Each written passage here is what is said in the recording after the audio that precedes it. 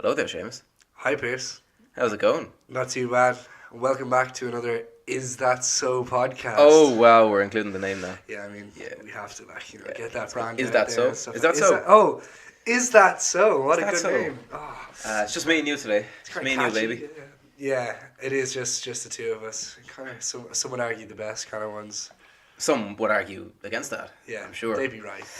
Like, More than likely. we're not really that entertaining. By I don't know, though. I ourselves. don't like being self-deprecating, so maybe not. These are the Those best people are ones. actually wrong. These are the best ones. Okay. Yeah. All right, and Some might argue against that, but they're incorrect. are they? Yeah. Is that so? Yeah. That is so. All right, so we're going to talk about voting systems today. Specifically, like kind of just comparing Ireland and England's voting systems, just for the crack, really. Um, in Ireland, we have oh, there we go. We have Yeah, right a there. voting system where, like, what's it called again? You want the labels for the thing? Yeah. So in England they have a thing called first past the First post. past the post. Yeah. So first past, should we just explain? Yeah, we should just Yeah, explain. yeah, So I think first that's past the first. post is where it's where basically it's just whichever person wins. It's winner takes all. That's the best way to Exactly. describe it. So if you have if you're a constituency, I don't even know many of the names of the different constituencies. Just anyway, like. Anywhere, yeah. So Somerset, say East or North Somerset or whatever, and where Jacob Rees-Mogg would be running, and like so, if in an election, he doesn't even say I have to get 51. Say if he gets 33% of the vote, and his Labour opponent gets say 28% of the vote, and then a load of the other smaller people get like just smaller amounts. Rees-Mogg just takes all immediately. That's it.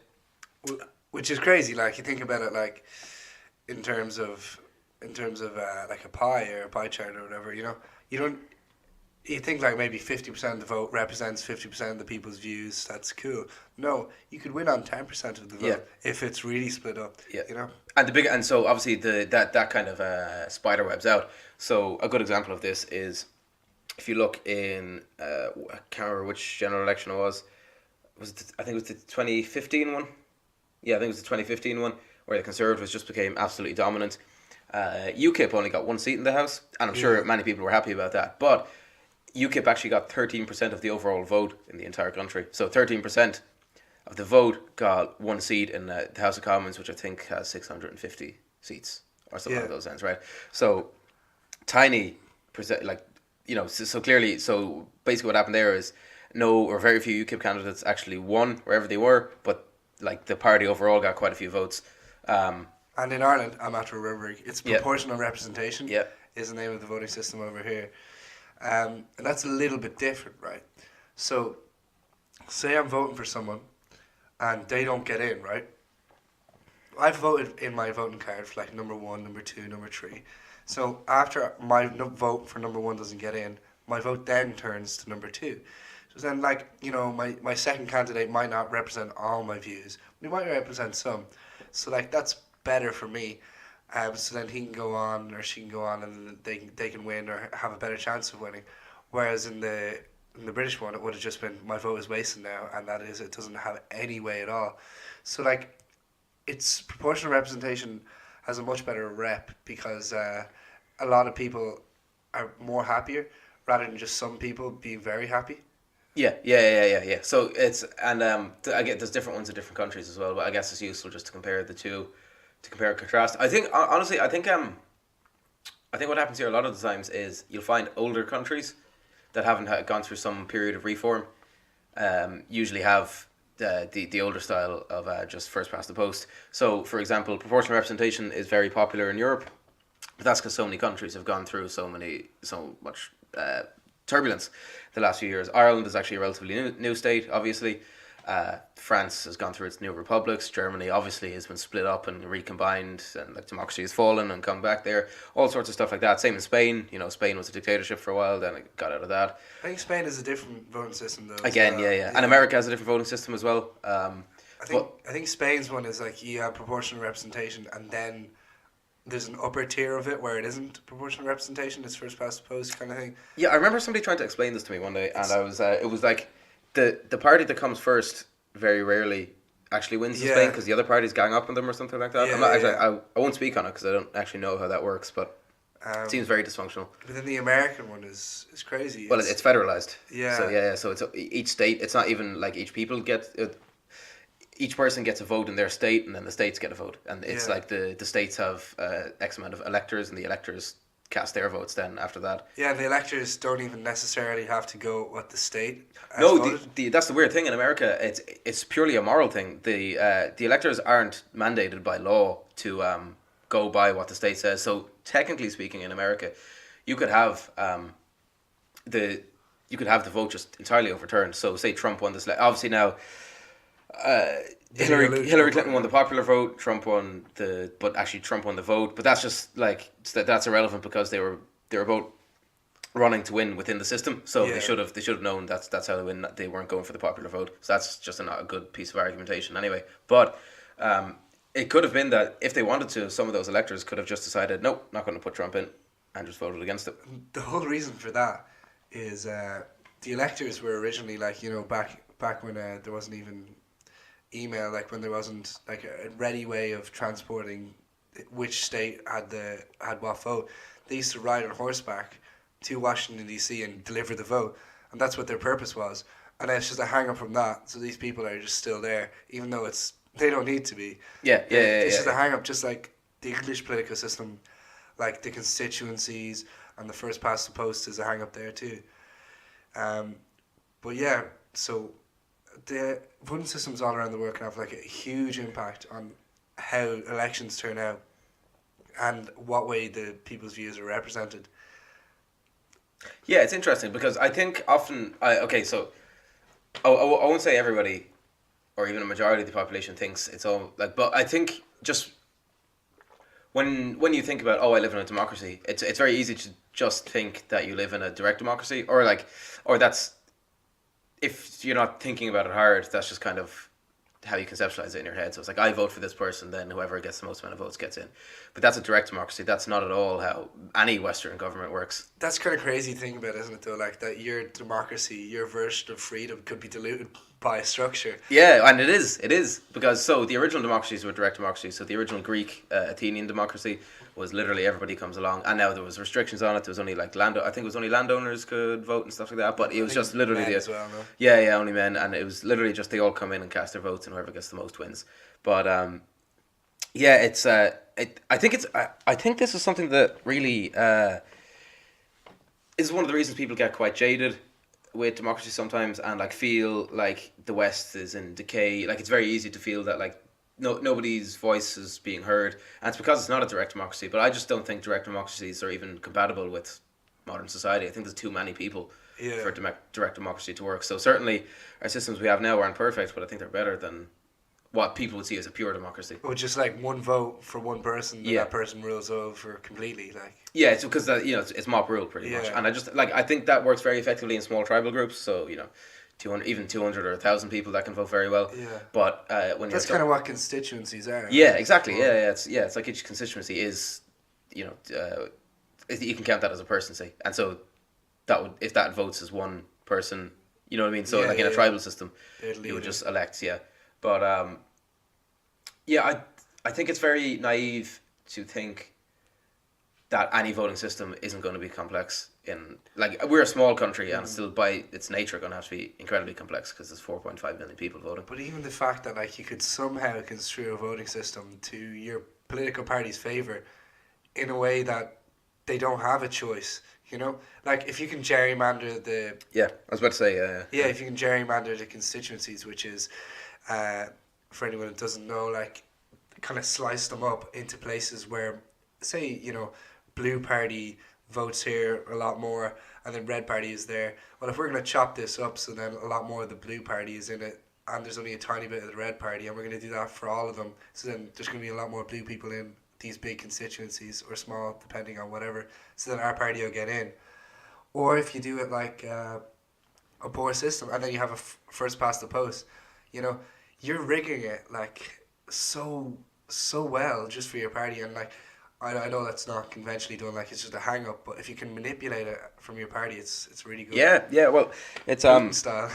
Yeah, well, some people would say that about the American system, that it's in favor of the Republicans, but I don't know. I just think that that's because at the moment it just so happens that most of the rural states are mostly Republican, and so the rural states get a disproportionately large Yeah. amount of voting power compared to their population. That's But one of the most disillusioned voting systems of all. Like, so say I live in Texas or something like that. You know, like, it doesn't really matter what way I vote. Like, it's just going to turn up Republican. Republican. Yeah. Although it was right? actually relatively close. Really? this Okay. time, Well, yeah. you know what I mean. Like, if say it's a blue state or whatever, Yeah. like if I'm red, I'm just not going to be able to. Yeah, That's it. yeah, like, yeah. I'd be so disillusioned. It's a like, protest vote. It's not even. Yeah. Well, what's my vote doing? It's doing absolutely nothing. Yeah. Yeah. Yeah, and then obviously it gets even more because then the state, your vote might not be as worth as much as somebody in another state because your population has grown bigger or whatever. Exactly. Yeah, I mean, there's a lot of reasons why people, and I empathize with feeling detached from democratic systems because it's how could you not be? We're designed to deal in little tribal groups, and we're voting in these systems that are consisting of millions of people. Yeah. So it's easy to see how people get so fed up and pissed off at political systems because they're almost doomed to failure by their nature. But I can't even conceive of a better one. So Yeah. many have tried. That's the whole point. It's like, all right, well, now, we're doing a completely new voting system. No, what? You're stealing my democracy? No, you can't do that. Yeah. It's But- just like, imagine, okay, we were just talking about this earlier, the UK being so, like, just medieval in its roots, like, So it doesn't old. have a constitution. Yeah, Me and yeah, Pierce yeah. were talking about this, like, it wasn't like freed from anywhere. It's not a republic. It's just tradition that's built upon tradition. Like the constitution is basically the monarchy. You ask them, but they don't even hold that much power anymore. Like for to upheave that system of first past the post would completely overhaul everything. Like you'd have to change the constituencies. You'd have to do the way. Well, even the way the mayor is chosen in different parts of it, like in London, is crazy. You know what I mean? Well, Like, different towns have different traditions about how the mayor is chosen and everything. Yeah. It's so not you even. can't. Yeah. There's layers of there's town law and then there's like county law and then there's state law. And Yeah, there's yeah, yeah. everything. And even for little different towns, there was that one town that was at war with Belgium on its own for 400 Is years. it? Yeah, there was a town in Britain that was so I think was it Belgium or the Netherlands? It was one of them, and somehow for some reason in like the 1300s, it was decided that town could decide its own foreign policy, and then but then it always just aligned with Britain or whatever. And it was just a matter of courtesy or whatever. So, I don't know, it must have done a good service during the War of the Roses or something like that. But then in the 1600s, Britain were at war. I think it was with the Netherlands. Britain were at war. And so obviously they called off the war eventually. But this town just kind of forgot that To the change war, their to policy change the then. thing. And so they were just at war for Oh three... wait, so they didn't actively do it. They just They forgot. just forgot. And so they were just like... They were technically in a state of war with the Netherlands for 300 or 400 years. Okay. But stuff like that, and then I don't understand how America's so bad, right? Because America should be better, considering that it's a fairly new republic, like France. Well, it's a new country in terms of like, so it doesn't have any ancient roots like Ireland. It hasn't been here for 2,000 years or whatever. But like the same people haven't been living in America for 2,000 years like they have here. But the actual governmental system is relatively old compared to some of the European states, just because Europe went through such a transformation after the First and Second World War. Yeah. Just everything went into upheaval. Because America still using the same constitution that was 1776. Yeah, it's not a bad constitution. So yeah, no, I would personally argue that the American Constitution is some of the best piece of political writing ever. Oh, well done. I would, yes, but in my very professional opinion, We'll tell But- Trump that, right? but He'll it's be super proud that but Pierce- it's still over 200 years old. Yeah. Right. So obviously it's going to be less modern than the Irish Constitution, which was written roughly less than 100 years ago. in So Irish. in Irish. Fucking Dev. I mean, I get the sentiment, but like, Jesus, Yeah. Dev. Wasn't there a loophole there a couple of years ago where they changed over different designations of drugs? Class Oh yeah, A, for a class, day, I remember that. Yeah. class E, and amphetamines were legal for a 48-hour period. or Yeah, do you something remember like those dopes who were like, oh, you can do drugs now, it's fine, It's nothing like- happened, and just arrested straight away. Yeah, Just immediately. just obviously not, but it's just the just Technicalities like the that don't count in technicalities in the Ireland. They don't language. count in Ireland. Right? Just gonna get Just taken. knocked up in America. You're taking my rights away. No, Here no, it's like, no, listen, we're just gonna keep you in no jail one cell cares. for 48 No one hours. cares. Yeah. What do you think then of like government systems without a democracy? Like, well, so Russia is Democracy. democracy light. Let's say. Yeah. It's like, yeah, sure. But like, democracy plus, I'm sure Putin would argue. you see, that's a special case because the people actually want Putin in charge. Yeah, and it's also a special case because the Soviet Union was such a fucking mess after it collapsed. Yeah. So it was just they just struggled to fill the vacuum of massive power that was there, and they were just basically plugging holes, and now they're kind of stuck with what they plugged the holes with, in case and if they move any of it, the dam will burst. Yeah, it's just KGB. Yeah. So it's all just held together with baling twine pretty much over there, which is why it's so unstable, and it's also the Russian thing is it's still very much based on like a central figure, so premier in the Soviet Union, president in Russia. You need that. It's such a crazy big country though. Like Yeah. it is, like you look at the other half of it. You know what I mean? Like most people look Asian. Yeah, You know, yeah, but it's they- not they that need big the population though. That's the thing. I understand what you're saying in You terms of can't like live there. It's yeah, just full of exactly. Yeah, snow. yeah. But in terms of infrastructure, I know like a very difficult job, obviously, because it's such a Yeah. big country. But actually, in terms of being represented, you're as a citizen of Russia.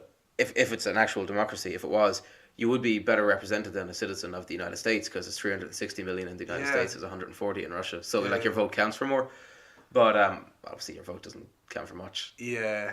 But that's the thing, like that's what I'm saying. It's not a conventional dictatorship if it is one because Yeah. people actually want. No, it's not even a full. It's not a full dictator. Like, it's just he's it's president. It's now. a He's very authoritarian democracy. Yeah. Fair, but like he does swap between role of president. Yeah, and, but he still has the prime same minister, powers. and then he goes, yeah, exactly. But then Which whoever is- is the other one just doesn't do anything. I wonder what's going to happen when Putin dies, or just finally leaves office. Like I think I'm not even sure if he.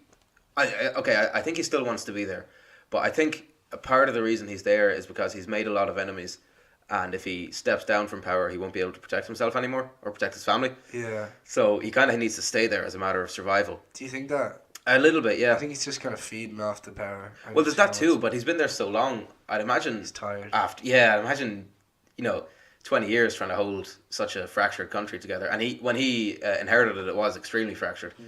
I imagine like there's some significant percentage of the reason he's still there is because he has to be there, otherwise somebody's just gonna kill him. True, actually.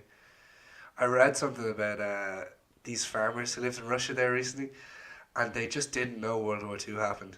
They were so remote. they were it's a group of farmers, like a small town, just up North Russia, right? And nothing, no news. Like this is a town that trades in vodka. Like there's parts of Russia that use vodka as currency.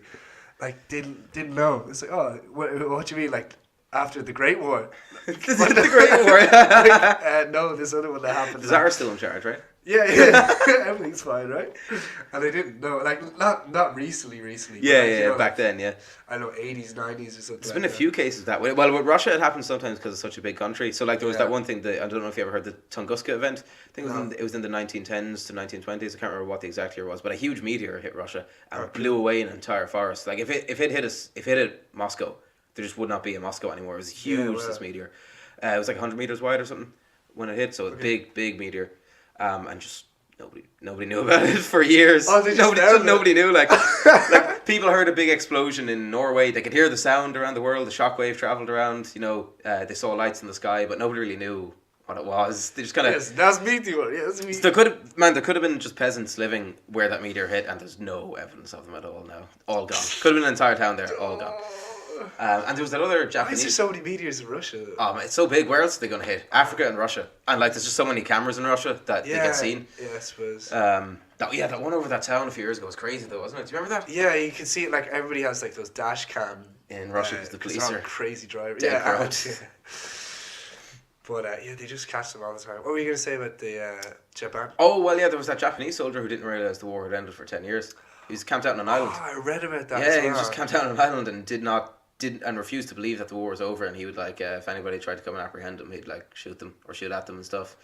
Yeah. For 10 years, he was just staked out there. I don't know how. Surely, I mean, the Japanese were very patriotic during World War Two, but you would expect that he would have known, he would have recognized that the tides were kind of turned against them that late into the war, and that if to think if he actually thought they could hold out for 10 years, I don't know. I don't know, man. Like he was completely isolated, and actually, I remember hearing about this as well. And he was continuously murdering people. It wasn't like Yeah, yeah, yeah, and like yeah. there was people on that island now, that just come like tourists, and he would just massacre them. Like. And so he ran out of ammo and stuff like that, and he started to. Did he actually? I didn't know he killed people. I just thought he was up there. I didn't know if he actually killed people. No, he consistently Oh. kill people. Yeah, Oh. he always carried his gun, and he had like. I think he kept like a couple of rounds of ammo, but he didn't have enough like to continue to massacre Yeah. the amount of people. So he'd slowly pick people off, camping. fuck. And yeah, yeah. And Man, maybe this that was just his guy- excuse. Maybe he was just a psychopath and just No, he just pretended he still thought the war was going on and just murdered people. Look, I swear, because this guy was a college student, because he's well documented. He's like, Yeah. this guy lives in the island, crazy, guy still thinks it's World War II. But no one can convince him. How do you take him off the island? But then this college student was like, yeah, I'm going to make it my mission. And he did. He made it his mission. And he eventually convinced him to come back to Japan. And he was heralded as like a kind of a hero, but it took him years to like convince him like, listen, the war is over. He thought the college student was like a spy and everything like that for ages. And, he was just trying to convince him. But when they brought him back and he brought him newspapers and stuff like that, and he broke down in tears. And they brought him back and he was like, this is obviously a completely different Japan, one that doesn't respect those values anymore. Yeah. But they respected loyalty. Yeah. So they were like, they gave him like a nice little cushy life, even though he'd murdered tens of people. I wonder what he thought when he came back and he realised Japan had been atom bombed twice. Well, first of all, he had to figure out what an atom bomb is, and then he realised, It's a big boom. 2 of those got dropped on your country, and then you surrendered. I wonder, imagine just coming back, and now you're friends with the Americans. Yeah. Right? 10 years later. And Imagine that, yeah. Yeah, and now you're friends with the Americans. And America have just finished up in a war in Korea there against something called communism that you would have just known as Bolshevism, and you didn't really have any idea what it was really, but now it's this big prevalent thing. Also, Germany's gone. That's not there anymore. There's 2 different countries now. Italy's a democracy again. Your country's a democracy again. Yeah. Well, for the first time, actually. Yeah. That's actually another one, another voting system, or lack Japan? of thereof. Yeah. Communism.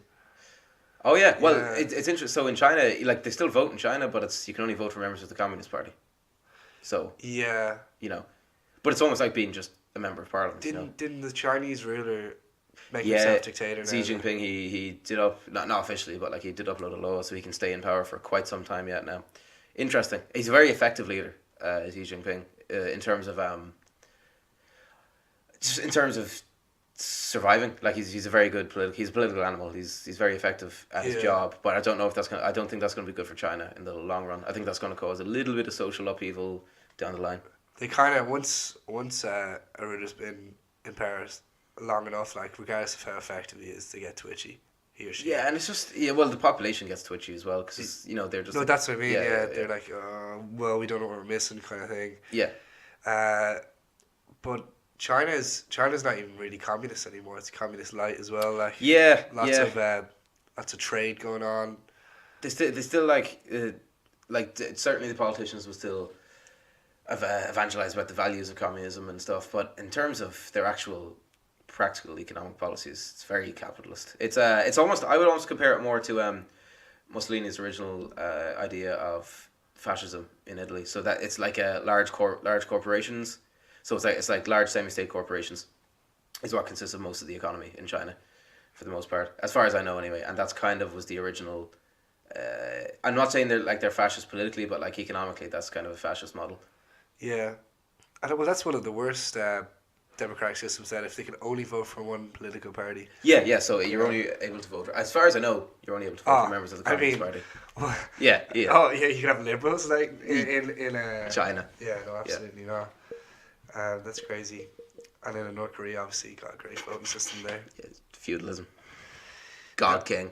I learned something about North Korea there the other day as well. It's like so North Korea wasn't too bad off actually until the Soviet Union collapsed. Because the Soviet Union were like funding them basically. Same with Cuba. They were just pumping loads of money into them. Was it? Yeah. And then when that collapsed, it was like, oh, look, we've lost out on half of it. We only get like grants from China now. We're just gonna have to let China don't really care that much. Yeah, China don't care at They have their all. own problems. We're gonna have to let a lot of our population starve. There we are. There we are. Not too bad. Well, the weirdest one was that time they built the dam to prove what good engineers they were. North Korea built this huge dam to prove what great engineers they were, and it just it just flooded a load of farmland and caused a famine that killed 2 million people. 2 billion? Oh yeah, it was some ridiculous amount. North Korea? Yeah. Is there 2 billion people in North Korea? 2 million. Oh, 2 million. It's 2 billion. What are you talking about? That's what I'm saying. I thought you said 2 billion. Jesus. How, You'd be in trouble if there was 2 billion people in North Korea. Can you imagine? I can't. It's too small. They couldn't, literally. You'd have to atom bomb it. Yeah. It's too many. It's too many. EU mandated atom bomb. No, UN mandated atom bomb. Like. Oh no. What are they? Well, they did want to atom bomb it during the Korean War. What? They did, yeah. MacArthur Really? was going to atom bomb it. He had 55 atom bombs, and I don't mean hydrogen bombs. I mean like the old style atom bombs, ready to go. And then I think the president was like, "No, don't." No, what happened was the Soviets got involved. The Soviets, like literally a few days. It was literally. I'm pretty sure it might have actually just been the week of, or even the day before he was going to start. Because China, so in the Korean War, China had gotten involved, and China were using these huge human wave attacks. But China did not have nuclear weapons at the time.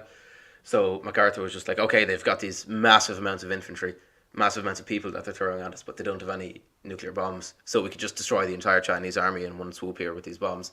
But I think literally the day before he was going to drop the bombs, the Russians got involved, and they had nukes, obviously, so they couldn't. Yeah, there was another thing about the Korean War, wasn't it? One of the generals, the main one, I forget his name, but he was so effective. He tore all the way up to China's border. Yeah, right? and that's why China got involved. What was his name? That was MacArthur, yeah. Oh, MacArthur. Yeah, Sorry, I Douglas said MacArthur. Yeah, Douglas MacArthur. Yeah. And he was like, the reason he was excused of his duty actually, and the reason was he was like, I want to take China now. Yeah, and he wanted to atom bomb. Yeah. America were like, no, don't do that. Like, like Soviets are friends with China and everything. He's like, no, I'm taking it. Like, you can try to stop me or whatever. Like, but I'm taking it. And they had to take him out of his command just because he wanted to. Which is crazy. Like, imagine America-Chinese war, like... And it would have been nuclear, too. It would have. There would have been a lot of... Did China have nuclear bombs? That's it. No, not There would have been a lot of dead Chinamen. Chinamen. Is that okay to say? Chinese people. Yeah, crazy. But, like, that's a good distinction to make, actually, you made there about the difference between the atom bomb and the hydrogen bomb. Oh, yeah? I'm not sure a lot of people would know. Actually, I'm not sure a lot of people would care, but here we go. Oh, do you want me to... So usually when people say the atom bomb, they mean it's a fission bomb. So basically, if you talk about nuclear reactions, the two primary ones are fission and fusion. Fission is when you split an atom, which is what you probably would have heard of before, and fusion is when you merge an atom. Yeah. And so the whole point is to set off a chain reaction with both of them. And you have to reach critical mass, so you have to have the right amount of material to do it. So fusion is what powers stars. So our sun runs on fusion, for instance. And fission, which was the original thing they did, the first nuclear bombs were all fission bombs. It's less efficient and it's dirtier. So what they mean by dirtier is like more of the energy gets transferred into radiation and fallout rather than just physical kinetic energy, and explosive energy and heat energy. So a fission bomb would have been like the one they dropped on Hiroshima or whatever, but a hydrogen bomb, which is what they call a H bomb, because it uses hydrogen in it as the main component for the reaction.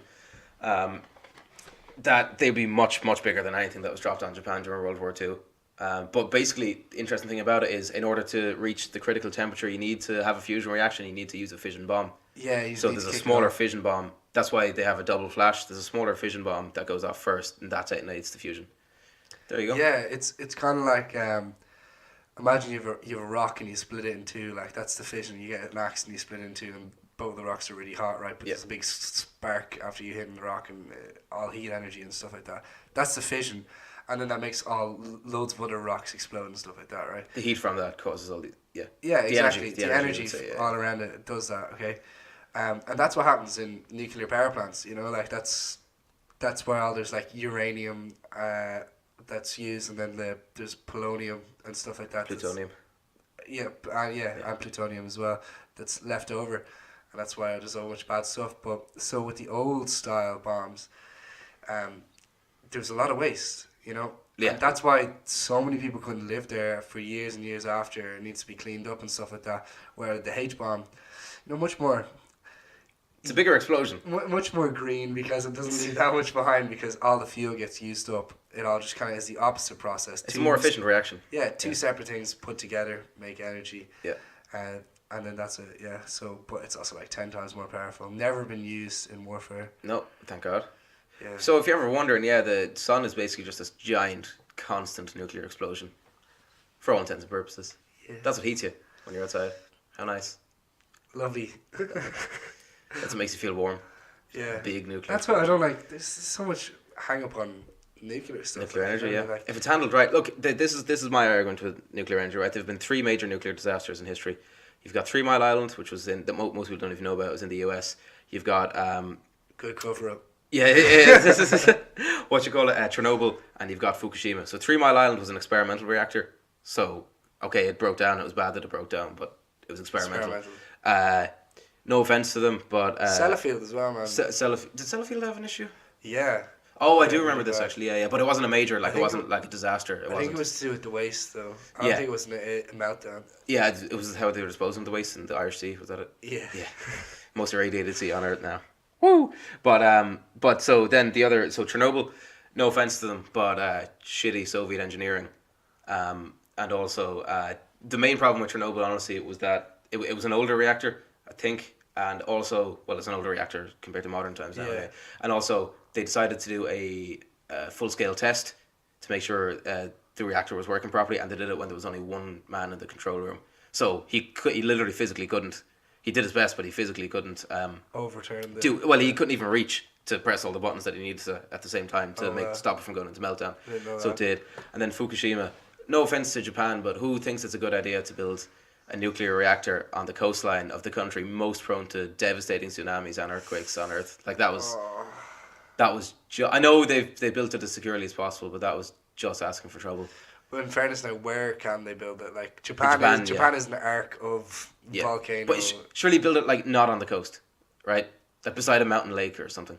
Yeah, I mean, okay, but it's just probably easier for resources and stuff like that to be shipped in. Yeah, I suppose, yeah. Come on, Pierce. Like there's a lot of factors that probably went into building that. Like I imagine they thought about it more. Still, though, it just doesn't seem intuitively. It doesn't seem like a great idea, does it? Pierce knows more.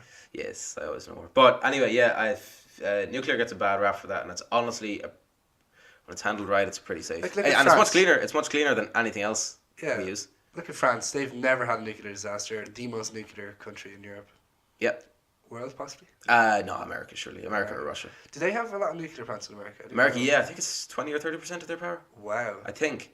Between 10 and 30, anyway.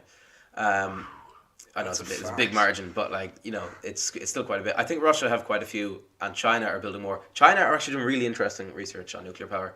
They're researching molten salt reactors, which actually can't melt down because the way they generate power is they solidify when they melt they're down. basically in a constant state of meltdown. Like they are melting down, but it's not. But it's built. The reactor's built that way, so it's not actually a meltdown. It's fine. Yeah. And then if something goes wrong, it's literally most of them are designed to be built over a pit. So And if something collapse goes wrong, the outside. it solidifies and just they dump it.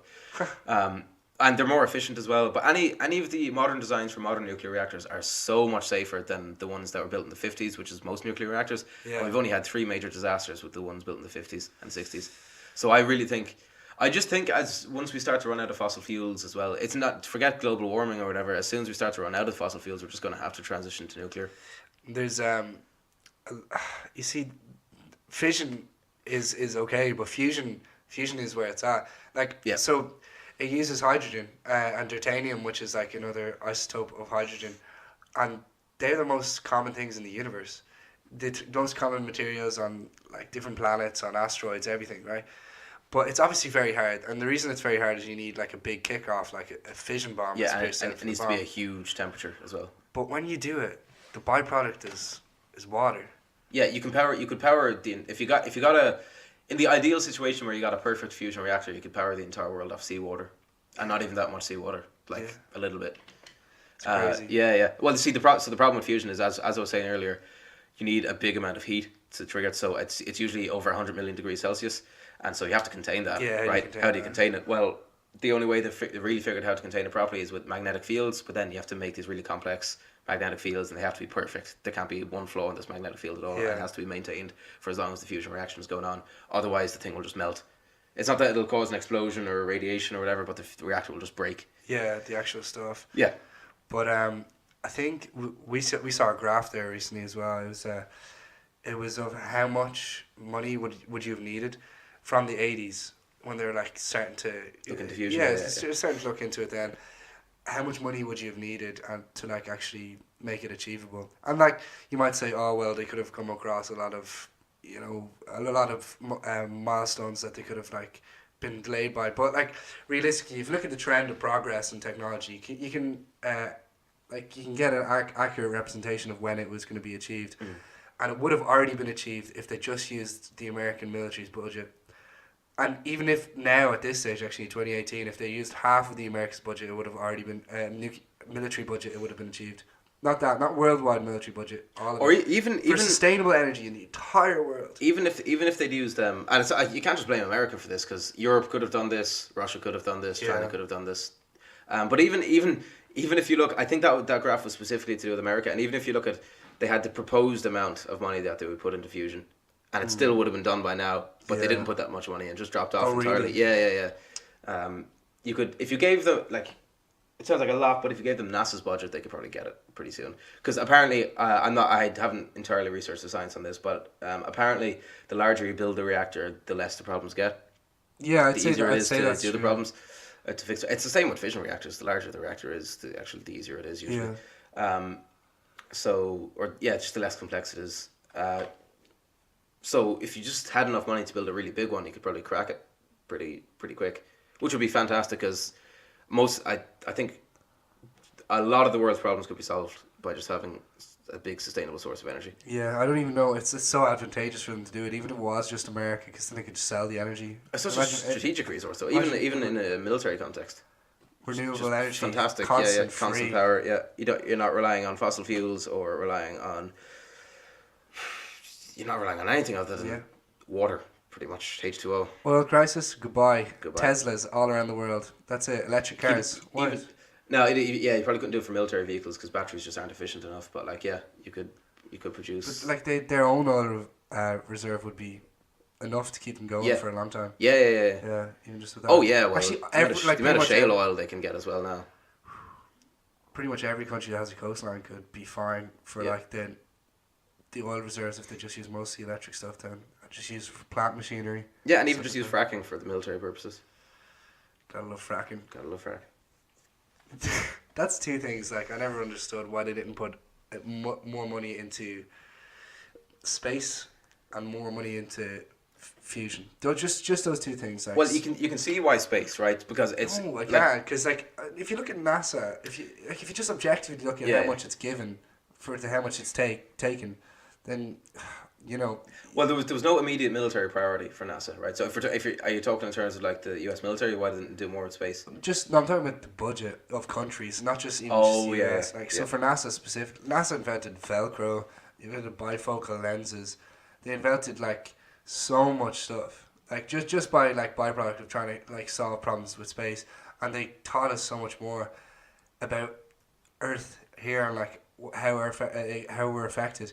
How we live, Yeah, there's genetic experiments going on in the International Space Station. The and Jet stuff Propulsion like that. Laboratory in NASA comes out with some mad stuff. Like, it's amazing what they do. Even to this day, on their smaller budget, the amount of new inventions that are applicable to all areas of life is very impressive. But that turnaround from such a small budget, like after the 60s, just mid 70s, whatever, Yeah.